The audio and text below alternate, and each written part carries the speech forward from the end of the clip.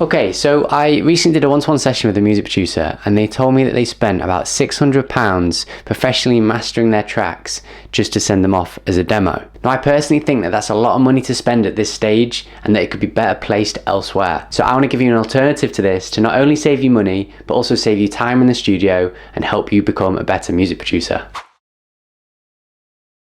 So I first want to make it really clear that it's not that there's a problem with professional mastering, it absolutely has its place, and especially if someone's looking to self-release a track. The issue here was this producer was treating his demos like finished releases, and this is a mistake I see a lot of producers make. So the first thing you have to ask yourself is, what stage am I actually at? And if you're sending demos to record labels, then these demos are not finished releases. Labels aren't expecting the most perfectly mastered song. They're listening for the ideas within the song, the creative decisions, if there's any emotion in the track, is it catchy, is there a hook? And the reason they're not looking at everything to be perfect is because tracks can often change between the point of demo where a record label is interested and the point of release. They might make suggestions to adjust the mix of a song, or they might say, can we take it in a slightly different creative direction? So spending hundreds of pounds at that demo level is often not the best place to spend your money, because the song might change anyway before it even gets released, and that money is way better spent in other areas of your artist project. But luckily there is a simple solution, and some of you might have delved into this before,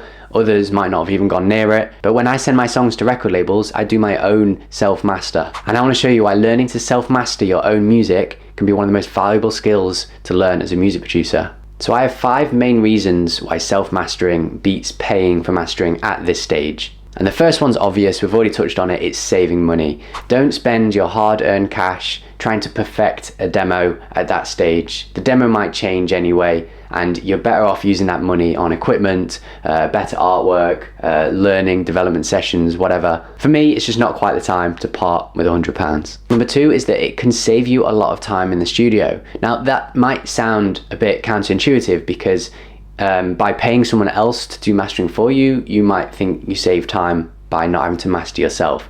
But when I talk about self-mastering, it's quite a quick process. It's not like a long drawn out perfection process. And the nuance in that is that it saves time, because you can quite quickly get your demos sent off to a record label, and if they come back with edits, you can quite quickly do those, do a quick remaster and send them back again. And it often looks good to a record label if you are able to do these things relatively quickly. Whereas the producer that I was speaking to that paid for mastering ended up waiting weeks for those masters to come back, and it kind of halted everything. And then imagine if you've waited all that time and then a label comes back with edits anyway, then you're kind of back to square one, and you'll want to end up remastering that song, which would be another £100 and another few weeks wait, which is not really what you want. Number 3, and this is a really big one, it helps you understand your music even better. So let's say that you're in the door and you've got a reference track.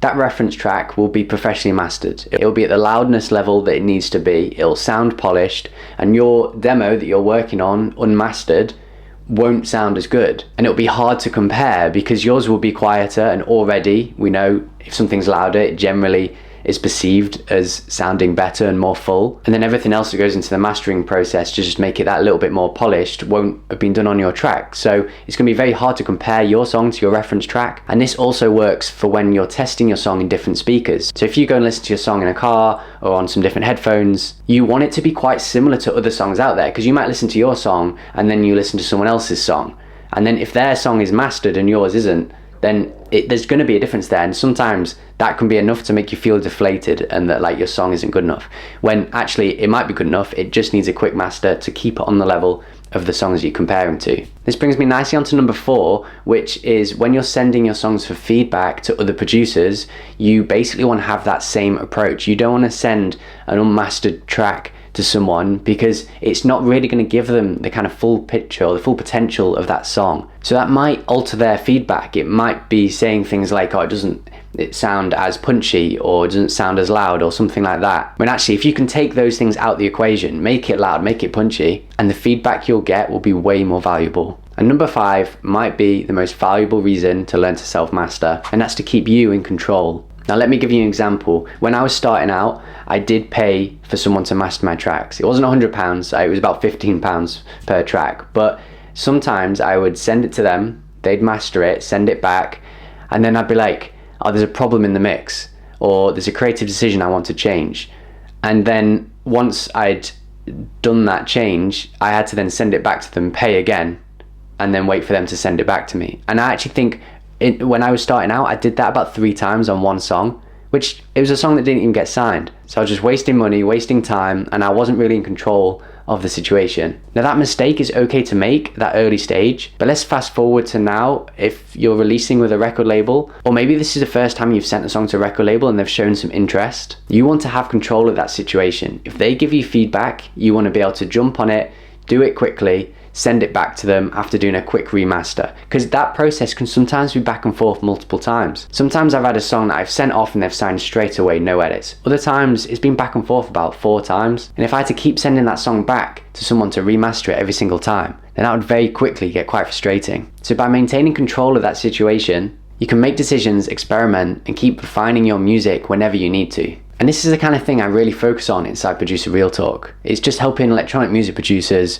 make better decisions around their music and artist projects. I recently created a private community for music producers to share their demos, get some feedback, talk about the journey, alongside a couple of one-to-one sessions. I'll pop a link to my website below in case you want to learn a little more. So the takeaway for this video is simple. Don't rush to pay for services before understanding what stage your music is at. You'll have to forgive me, I had a bit of a problem with my camera just at the end of this video. So yeah, I hope you've enjoyed this video. I just recommend learning to self-master instead of working with professional mastering engineers at this stage if you're trying to get your songs demo ready. If you want to learn a little bit more about how to do a quick self-master, please drop a comment below. I'd love to help you out. I can make videos on it. I can do one-to-one sessions to kind of show people what I do. So yeah, I'll see you on the next video.